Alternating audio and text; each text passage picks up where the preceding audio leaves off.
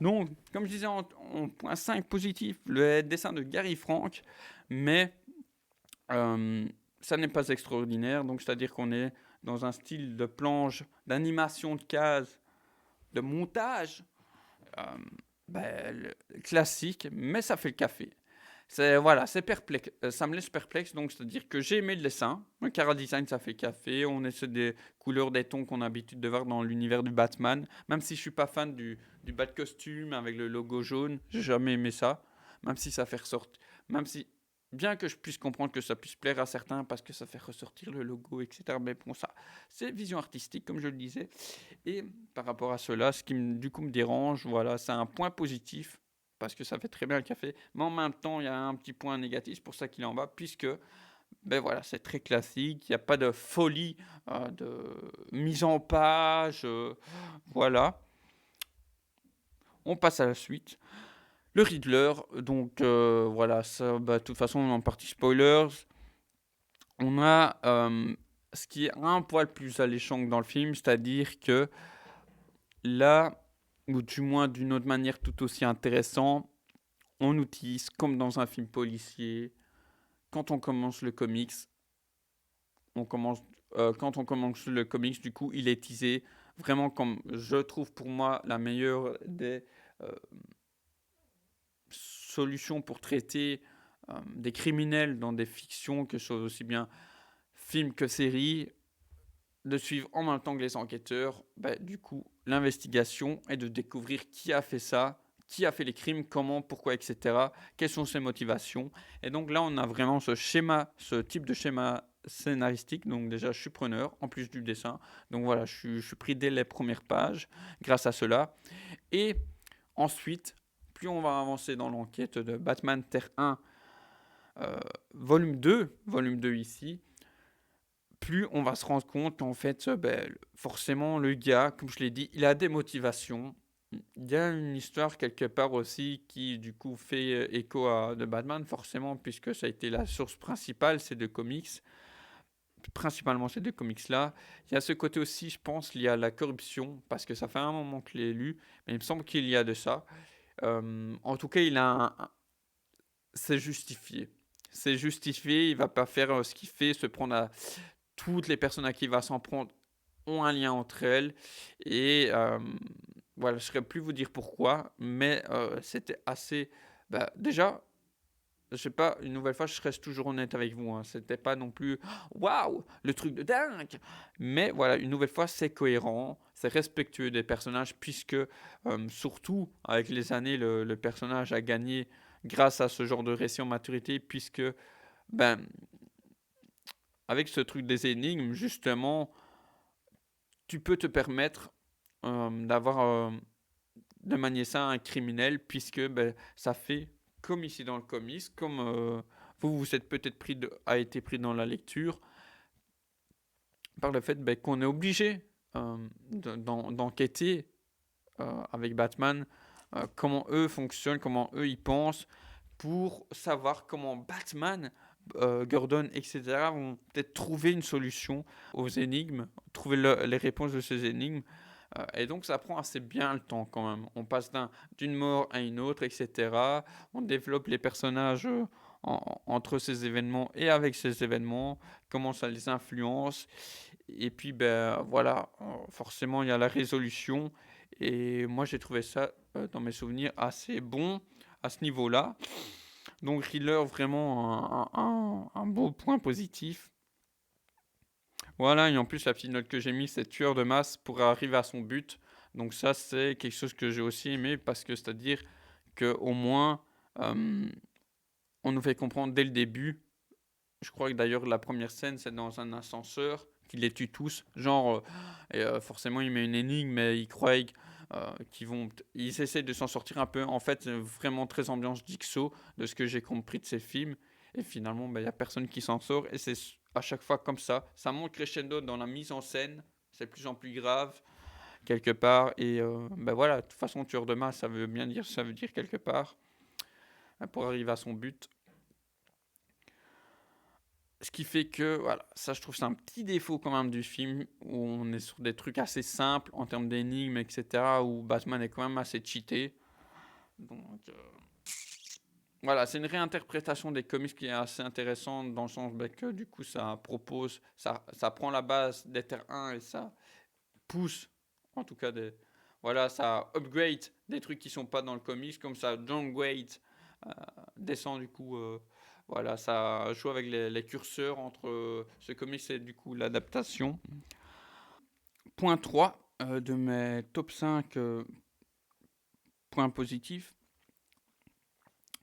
Jones, Waylon Jones, Killer Croc. Comment sa maladie, son personnage a été traité. Donc voilà, on est vraiment sur... en fait, par ce côté terre à terre, ils ont...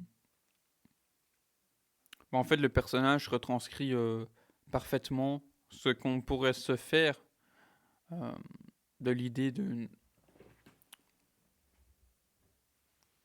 du...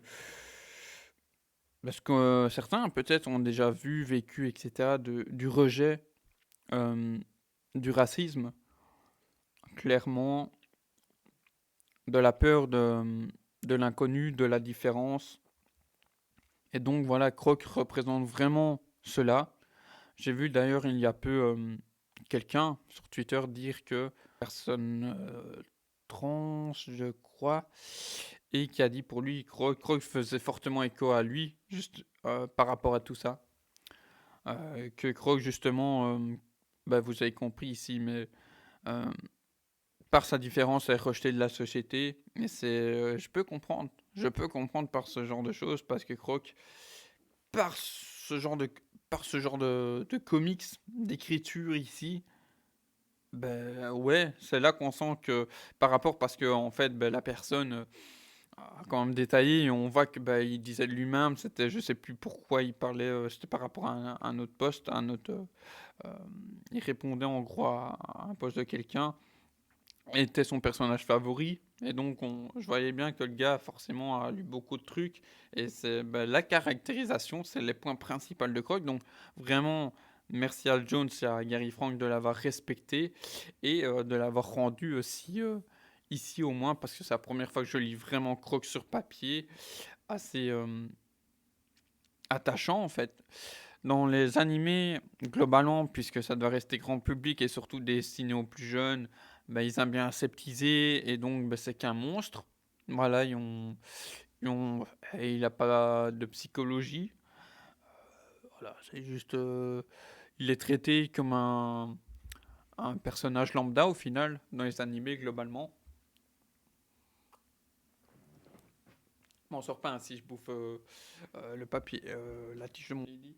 Donc déjà, voilà, introduction de Croc, des employés municipaux attaqués par un croco-tueur. Déjà là, peut paraître bête, hein, mais dans l'univers du Batman, on a l'habitude, comme à Metropolis, d'avoir ce truc old school du journal.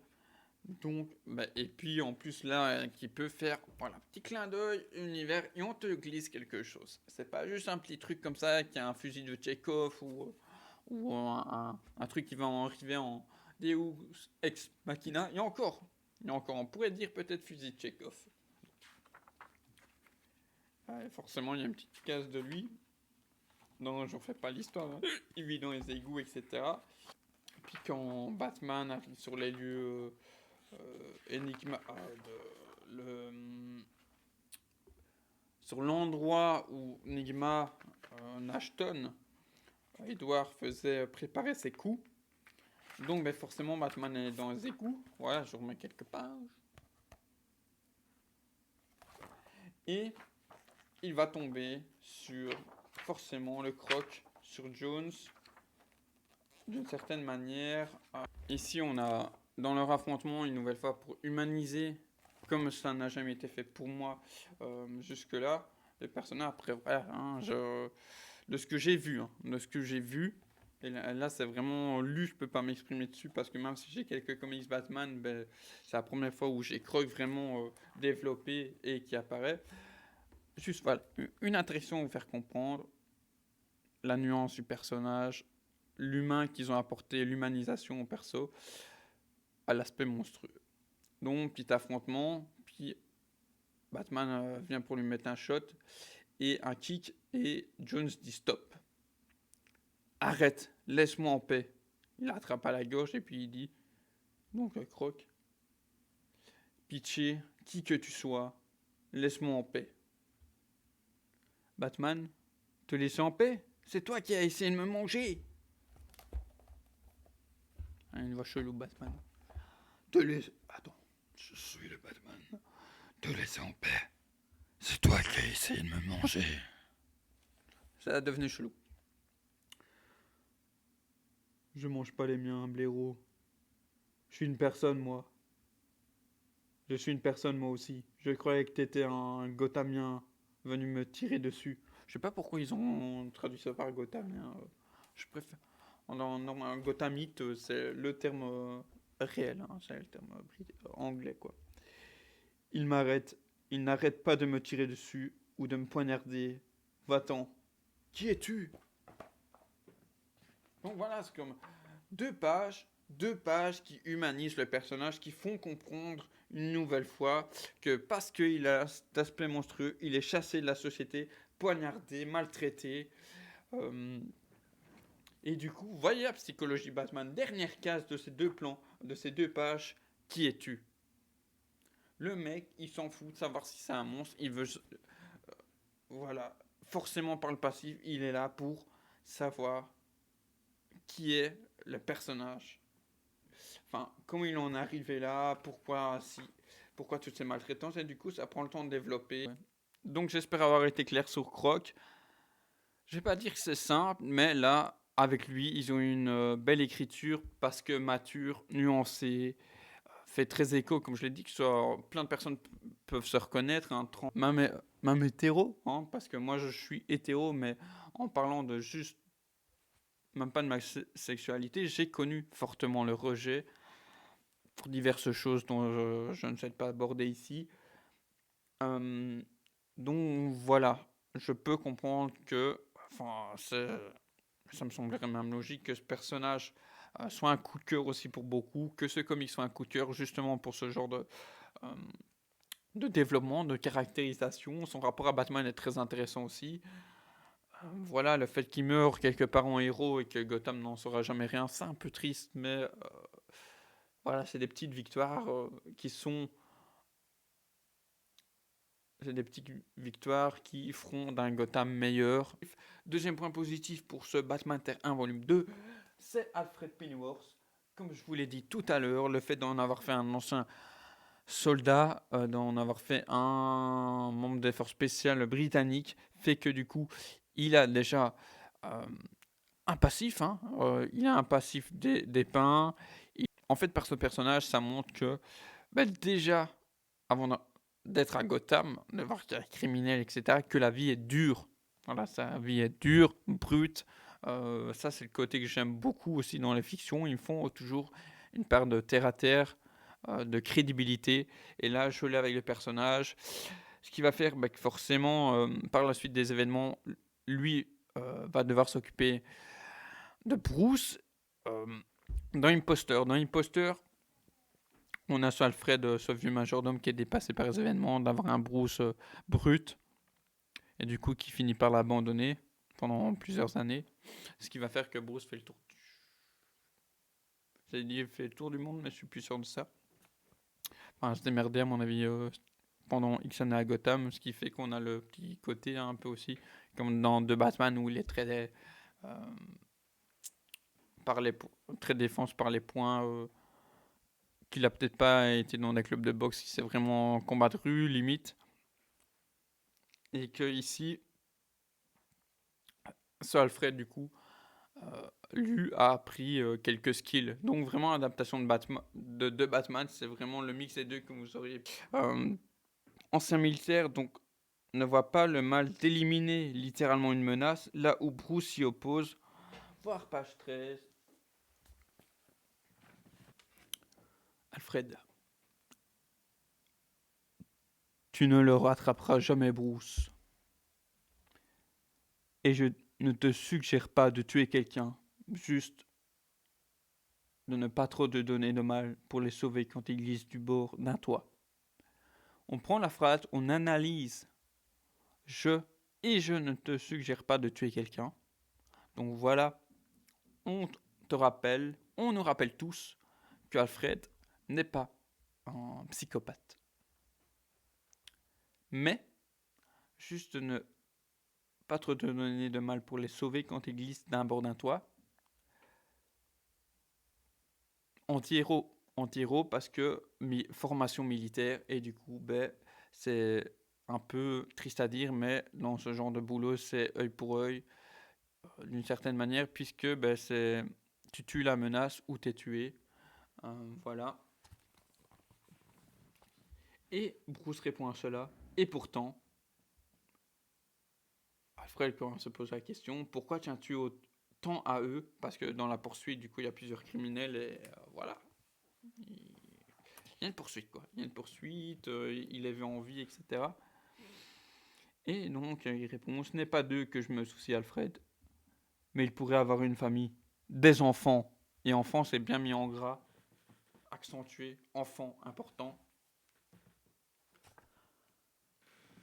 Et la dernière chose dont j'ai envie, c'est de les voir grandir avec l'idée que Batman a tué leur père. Plan sur son visage, en reprenant l'action.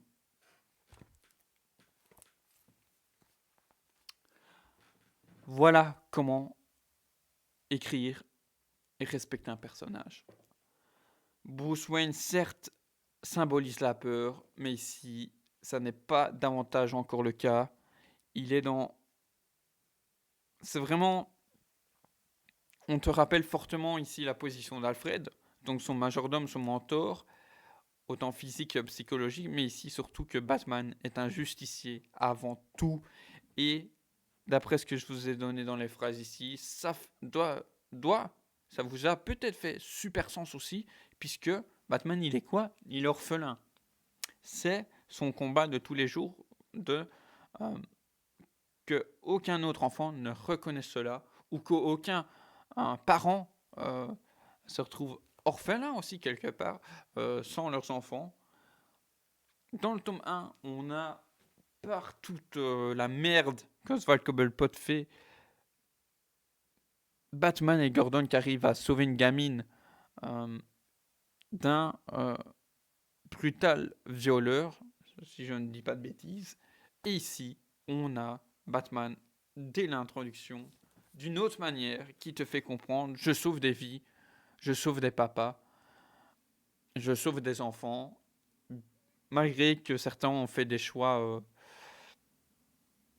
qui se salissent les mains, etc., qui sont des criminels de tout. En point 1, Bruce. Déjà, pour le côté justicier, comme je vous ai dit, moralisateur, envers Alfred, a des valeurs comme ne veut pas tuer. C'est vrai qu'on revient toujours sur le côté, ce côté-là quand on parle de comics, de DC et surtout de Batman, mais c'est très important, surtout que le terme c'est héros, H-E-R-O-S, donc voilà, on chipote pas en fiction, il y a 3 types de personnages. Il y a le héros, enfin 3 types, il y en a plusieurs, mais quand on va dire dans ce genre d'univers, voilà, pour la faire courte, héros, anti-héros, vilain. Bruce Wayne, c'est un peu le côté, quelque part, cliché du flic brut, mais voilà, il est brut, il ne tue pas. Et s'il tue, comme on l'avait parlé avec Oz et d'autres pendant un des derniers lives, je pourrais comprendre qu'il puisse tuer, par exemple, il est en affrontement avec Deathstroke, et là, vu que le gars, c'est un assassin, tueur, etc., il y a une difficulté, il y a un challenge, vu que là, c'est vraiment une menace, c'est littéral, enfin, c'est une menace, quoi. Donc, c'est comme Alfred, pendant son service militaire, c'est t'es tué ou t'es pas tué avec ce genre de personnage. Par rapport à l'action. Imaginez les deux sur un container, etc. C'est presque inévitable que l'un ne soit pas tué ou blessé fortement. Que là, ici, il a l'opportunité de les sauver.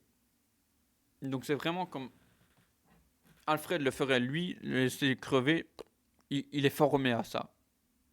Lui, ici, le truc c'est que, on va vraiment le contexte, il y a une poursuite, le gars, oui, il a une arme, etc., mais Voilà, c'est pas un terroriste, etc. Donc on n'est pas sur le même degré de criminel. Et même cela, Bruce, enfin, dans le premier quand même, Enigma s'est développé comme un terroriste avec toutes ses attaques dans Gotham, etc. Et il cherche à l'arrêter, pas à le tuer. Donc voilà, j'aime bien ce rapport, ce respect fait au personnage par ce genre de nuances. Des brouillards, oui, des brouillards. C'est dans ce tome-là justement que on se rend compte que ce Batman qui a quelques mois n'a pas encore de Batmobile. Donc le mec il carjack des voitures tranquille. Et ici, il fait ce qu'on pourrait dire un peu de parcours, courir sur les toits, etc. Donc voilà, ça fait plaisir. Je comprends quand on me dit je veux voir le Batman courir, tout ça, sur en toi, tout ça. C'est une des rares fois où je l'ai vu aussi en comics. Donc oui, ça fait partie. Ça permet aussi de, comme dans Batman Noël, de placer la ville comme un personnage. Et ça, j'aime beaucoup. Ça, j'aime beaucoup. Donc voilà les points positifs. On va passer au point négatif. Parce que vous savez, vous dites, les gars, avec tout ce que je vous ai dit jusque-là, mais il a aimé le comics, mon bouffon. Mais non, je rappelle que non. Et pourquoi je n'ai pas aimé? Vision artistique, déjà, le dessin, voilà, c'est l'entre-deux. Mais en termes de choix de scénario, donc vraiment d'écriture de personnages, avant de vous donner le gros point qui m'a dérangé,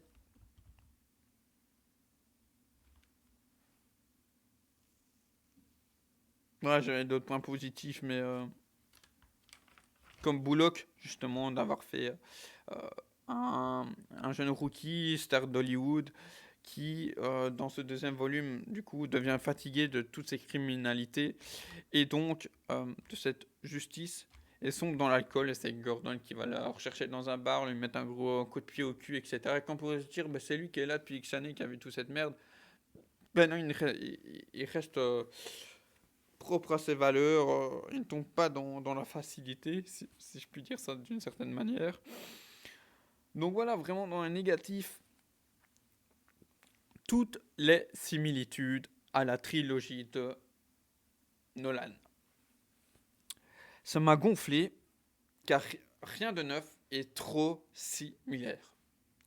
Jessica, Rachel, je vous remets des images. Fox, c'est exactement le même, sauf que Morgan Freeman m'a juste 20-30 ans de plus que dans la version ici. Mais c'est exactement la même chose. Jessica, Rachel, je vous ai dit, c'est la même chose. En fait, d'avoir les codes, avoir des personnages qui ont les mêmes codes, ça ne me dérange pas. Mais si tu en fais autre chose, là c'est exactement le même, donc rien de neuf. Et surtout que la trilogie Nolan c'est sorti début des années 2000, ça c'est sorti en 2015. Date américaine au moins, le deuxième. Euh, Tant qu'on parle de Jessica, c'est un gros point noir pour moi, parce que, du coup, en partie spoilers, c'est elle qui devient un double face, et moi c'est inconcevable en fait. Même si elle porte le nom Dent, qu'elle est liée à son frère, double face c'est Harvey Dent. Ce n'est pas Jessica. Ce n'est pas Jean-Paul, Pierre-Paul Jacques. C'est Harvey Dent.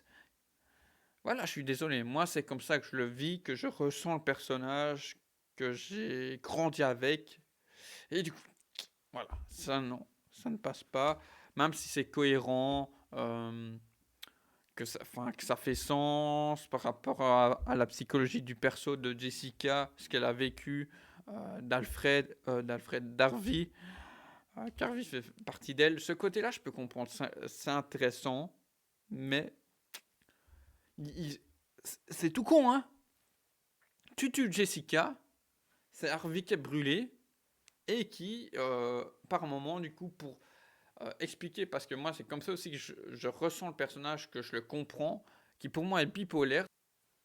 Ils ont fait, ils ont juste inversé. Et moi, c'est ça qui me, non. Intéressant, hein, je peux comprendre que ce soit intéressant, que ça plaise à certains, parce que du coup, voilà, ça pousse le curseur loin dans le twist. Mais moi, ça ne me plaît pas. Pour ces raisons-là. Ensuite, en autre point positif, négatif, en autre point négatif, c'est Maroni. Alors là, ça parle vraiment à ceux qui ont lu, par exemple, du Long Halloween, notamment.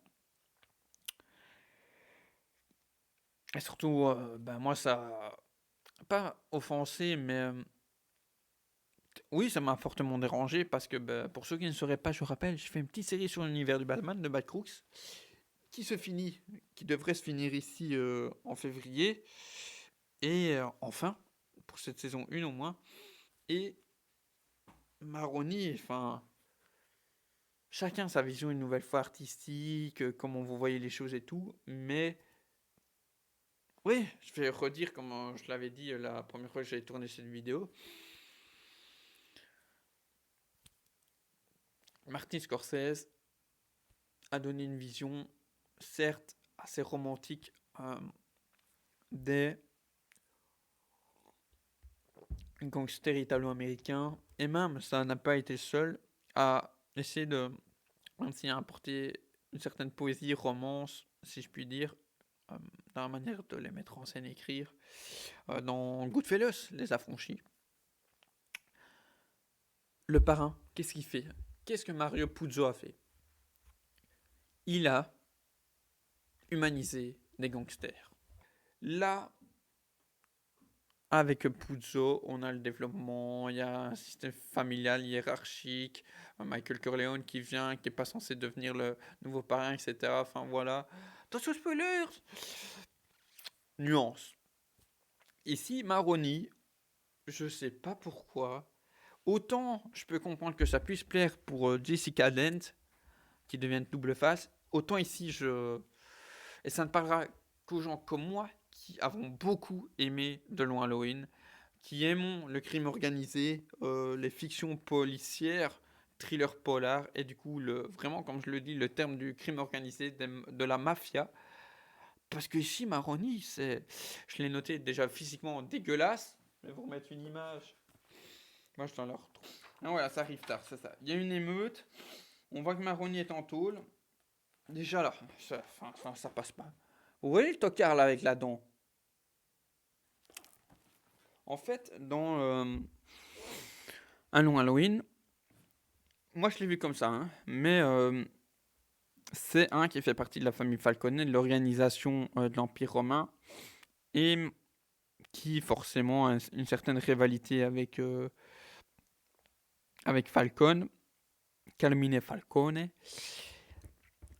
Et enfin, c'est comme dans aussi bien le parrain que dans les affranchis, il a une prestance, il a un physique, on pourrait même dire c'est un Ray Liotta jeune, comme dans les affranchis d'ailleurs. Enfin voilà, il est propre sur lui, c'est vraiment le gangster italo-américain comme on pourrait l'imaginer. Le classique peut-être. Ce qui fait qu'il a peut-être voulu, Frank euh, et ou Jones, se dire on change totalement de physique, mais moi ça me dérange. Pas le fait qu'il soit jeune, euh, mais ouais, l'aspect physique vraiment, il est en jean, là il perd une dent, bon ok, ouais, je peux comprendre dans la bagarre. Ensuite, attendez, c'est pas tout, hein. Je vais vous montrer la gueule qu'il a qui fait que ça me dérange. Voilà. Ah, je pensais même que c'était une iroquoise, mais globalement, ouais. Bon, vous avez compris, c'est lui. Ouais, vous savez de toute façon qu'a brûlé la gueule de d'Arvinette, mais ah, juste ce qu'il dit dans cette case, t'es foutu, Dent. C'est vraiment, on le voit peu, on le voit très peu dans le comics et c'est un gros point noir pour moi. C'est un gros point noir parce que vraiment visuellement pour moi ça passe pas. Le genre d'Iroquoise en jean, vraiment habillé comme un tocard en fait. C'est pas du tout comme ça par rapport à ces classiques que j'ai connus, euh, que j'imagine, et surtout après un long Halloween, le traitement de gangsters italo-américains, moi ça passe pas, c'est pas possible. Euh, le gars, en fait, c'est ça aussi qui me dérange avec ce personnage, cet aspect du personnage, comment il a été caractérisé, de juste faire une crapule, un tocard qui a aucune profondeur. Déjà, ça en fait, c'est de se dire quand Le gars, en fait, il s'appelle Maharoni, mais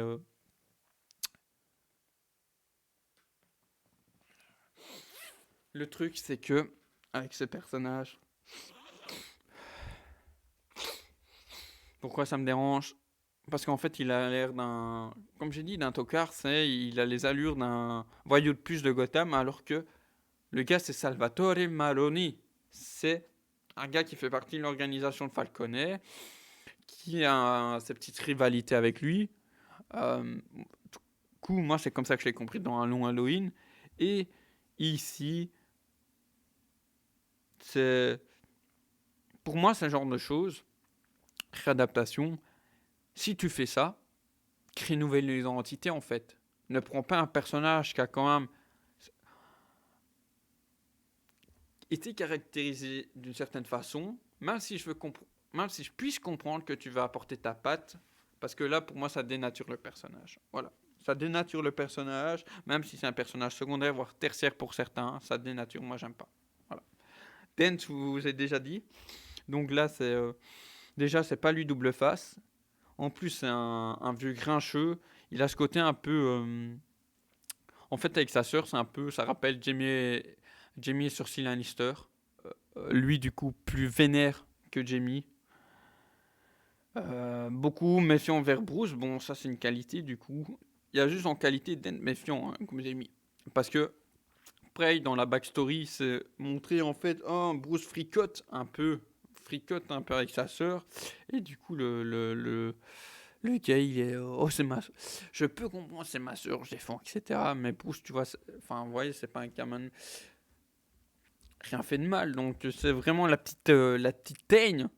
La petite crapule depuis l'enfance d'Ent. Et d'ailleurs, un des points qui appuie cela, c'est par exemple dans le flashback, un des flashbacks de ce comics, c'est en gros, il va lui dire. Aussitôt il me semble, hein, c'est dans cette approche-là, aussi que ta mère, aussi toqué que ta mère, du coup sa mère qui est une Arkham. Voilà. Je pense peut-être que le Harvey Dent des années 90 m'a fortement marqué avec ce côté un peu bipolaire. Et donc, le pétard mouillé, voilà, je vois que le temps passe, j'ai beaucoup parlé. Le pétard mouillé de ces deux volumes, et ce qui fait qu'aussi je m'arrête fortement, je me suis arrêté là, c'est quid du lien Arkham. C'est-à-dire que comme dans le premier film, en fait, on nous met, et là je serais pareil, hein, je serais virulent s'il n'en parle plus, parce que, donc comme je vous l'ai dit, ici, donc Martha gagne aussi en importance. C'est-à-dire qu'à la base c'était juste une femme comme ça, sans plus de développement, c'était juste la femme de Thomas Wayne, donc vraiment un personnage de substitution qui remplit, on va dire, les cases scénaristiques. Et là, d'en faire une Arkham, mais du coup, Arkham, c'est lié fortement, déjà dans le nom, Asile Arkham, la folie, tout ça. Je sais que depuis de longues lectures, des années de lecture, et de même quand je dis lecture de ce que je vois sur la toile, sur Internet, que par exemple, Jérémy Arkham, c'est un toqué, donc voilà, c'est dans l'ADN des Arkham. Du coup, de glisser ça, dire que Martha, Jérémia n'existerait pas dans l'univers, mais que ce soit Martha, l'héritière, on va dire, de la famille. Je trouve que c'est un gâchis de l'avoir mis dans l'épisode 1 et puis de rien en faire dans l'épisode 2. De ne pas traiter comme ils en ont fait par petits soupçons, euh, de petits aspects dans ce qu'on pourrait comprendre dans la mise en scène, dans certaines mises en scène de certaines séquences de Batman où Bruce pourrait se poser la question. Ici, on n'en fait que dalle. Voilà, je l'ai mis. Hein. Grosse déception. Voilà ce que j'ai à dire de Batman. Terrain, je suis remonté, je fais tout casser. Voilà, je fais tomber la casquette. Voilà. Donc vraiment, j'espère avoir dit, je pense, avec toutes ces minutes, l'essentiel de mon avis sur Batman Terre 1, volume 1 et 2, Earth One.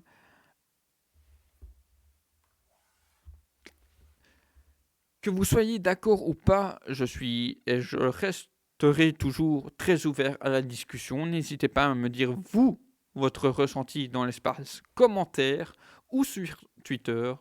Voilà, si vous voulez donner des spoilers, prévenez dans l'espace commentaire. Moi, ça me dérange pas, je les ai lus comme vous avez compris, mais on ne sait jamais si d'autres néophytes vous liraient. Pour ceux qui m'auraient regardé jusqu'ici, qui n'ont pas lu les comics, ben voilà, j'espère qu'avec ces grosses parties spoil, ça vous aura donné envie de redécouvrir ces comics. En tout cas, je vous souhaite à tous une bonne fin de journée, une bonne semaine. Oui, parce que ici j'enregistre, on est dimanche, mais une bonne semaine. Hâte de vous reparler de Batman. Justement, on se retrouve demain pour parler de Batman 2. Tout ce que l'on sait de la suite, ce que l'on ne sait pas, et ce que l'on peut théoriser d'après certains éléments qui ont été mis dans le premier et ou de mes connaissances comics de l'univers du Bat, Vigilante, du Chevalier Noir. Donc voilà, tout ça vous le saurez demain, même heure, vers midi. Voilà. Je vous remercie d'avoir été là, d'avoir été présent jusqu'ici. J'attends patiemment, et je l'espère, voilà, que le peu d'entre vous qui regarderaient jusqu'ici, me donneront leur avis, parce que, enfin voilà, ça peut paraître égocentrique faire sa vidéo, de se filmer comme ça, mais c'est surtout pour vous pousser, vous, à venir me donner vos ressentis sur celui-ci. Qu'on échange, voilà, ce que vous avez aimé, ce que vous n'avez pas aimé. Est-ce que vous avez aimé le fait que ce soit Jessica finalement Harvey Dent? Est-ce que Croc vous a dérangé? Enfin voilà, ça m'intéresse. Tu cliques si tu as aimé. Tu n'as pas aimé, tu cliques quand même sur le pouce. Ça aide. C'est voilà, tu mets Batman Terre 1, critique par exemple. Boum, comme ça je pourrais être dans les premiers. Je cherche pas à avoir plus de vues, je cherche à avoir surtout des échanges. Voilà, c'est pour ça aussi que je vous embête un petit peu là-dessus. Une nouvelle fois, si vous n'êtes pas abonné, n'oubliez pas de cliquer sur la cloche et de l'activer pour ne rien louper. Et moi, je vous dis à demain pour The Batman.